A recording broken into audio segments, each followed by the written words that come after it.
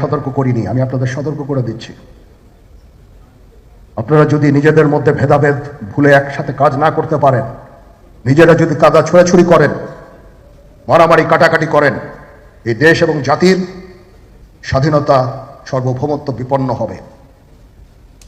আমি আজকে বলে দিলাম, নাইলে আপনারা বলবেন যে আমি আপনাদের সতর্ক করিনি। আমি সতর্ক করে দিচ্ছি আপনাদের। আমার অন্য কোনো আকাঙ্ক্ষা নাই, আমার একটাই আকাঙ্ক্ষা, দেশ এবং জাতিটাকে একটা সুন্দর জায়গায় রেখে ছুটি করা। I had enough. Was last 7-8 months I had enough. আমি চাই দেশ এবং জাতিকে একটা সুন্দর জায়গায় রেখে আমরা সেনানিবাসে ফেরত আসবো। আরেকটা জরুরি বিষয় যেটা আমি ভাবলাম যে আপনাদের সাথে আমি শেয়ার করি। দেশের এই আইন শৃঙ্খলা পরিস্থিতি খারাপের পিছনে কিছু কারণ আছে।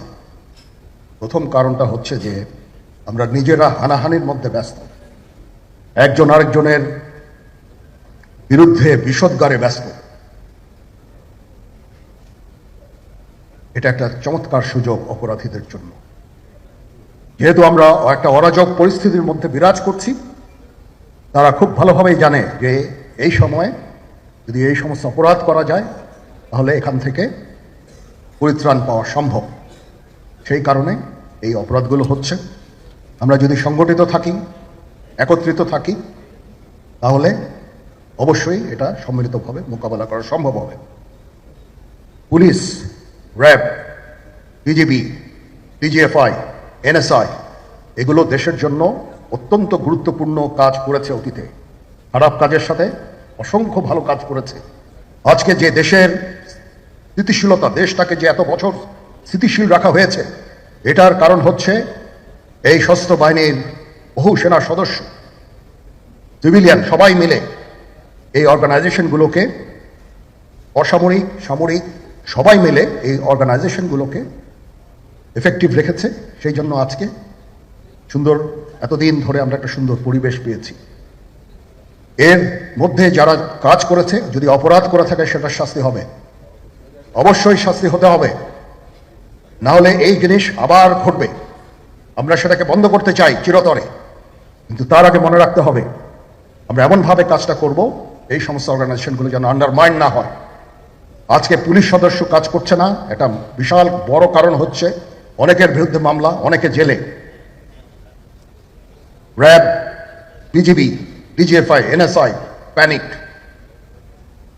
বিভিন্ন দোষারোপ, খুন ইত্যাদি তদন্ত চলছে।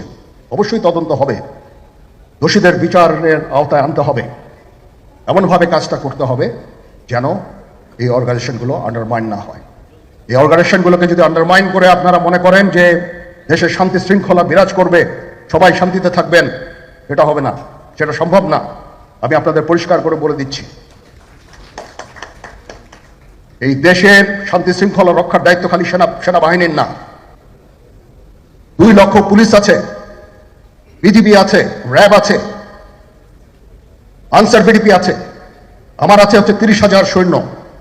এদেরকে আমি এই যে একটা বিরাট ভয়েড, আমি এই 30,000 সৈন্য দিয়ে আমি কিভাবে এটা পূরণ করব? 30,000 থাকে, আবার 30,000 চলে যায় ক্যান্টনমেন্টে, আরো 30,000 আসে। এটা দিয়ে আমরা দিন রাত আমরা চেষ্টা করে যাচ্ছি। এখানে যে সমস্ত উশৃঙ্খল কাজ হয়েছে সেটা আমাদের নিজস্ব তৈরি, এটা আমাদের নিজস্ব ম্যানুফ্যাকচার, আমরা নিজস্ব এইগুলো তৈরি করেছি। এই বিপরীতমুখী কাজ করলে কেসে কখনো শান্তি শৃঙ্খলা আসবে না, এই জিনিসটা আপনাদের মনে রাখতে হবে। তদন্ত কমিশন হচ্ছে আবার একটা, আমাদের সর্বদা আমরা চেষ্টা করব তদন্ত কমিশনকে সহায়তা করতে। যে ধরনের সাহায্য সহযোগিতা প্রয়োজন হয় আমরা করব।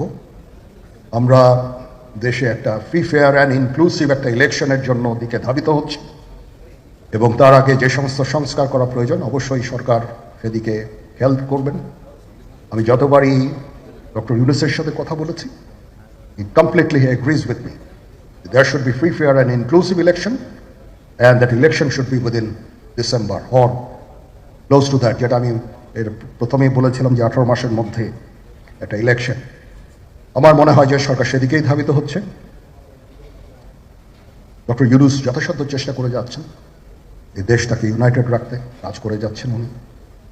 ওনাকে আমাদের সাহায্য করতে হবে, উনি যেন সফল হতে পারেন সেদিকে আমরা সবাই চেষ্টা করব। আমরা একসাথে ইনশাল্লাহ কাজ করে যাব।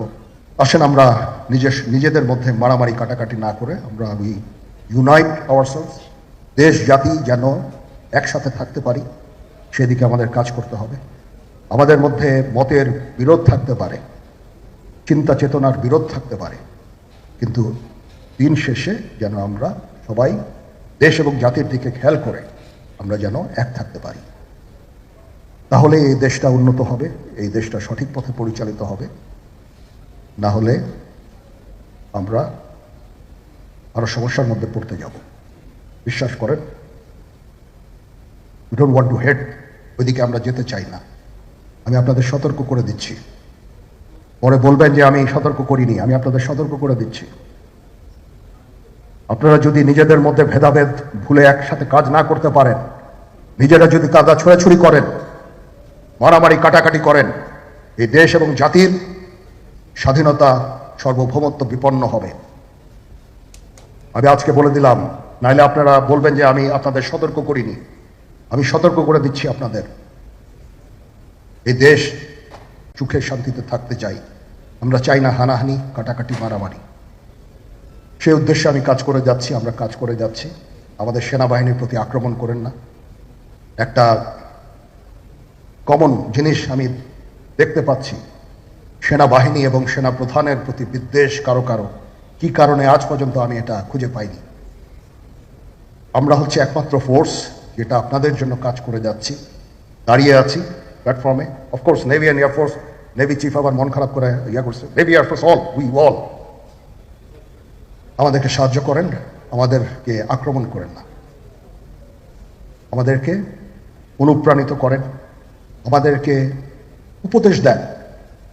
কোনো একটা সমস্যা হয়ে গেলে আমি নুরুদ্দিন স্যারের স্বর্ণপন্ন হই এবং উনি আমাকে উপদেশ দেন।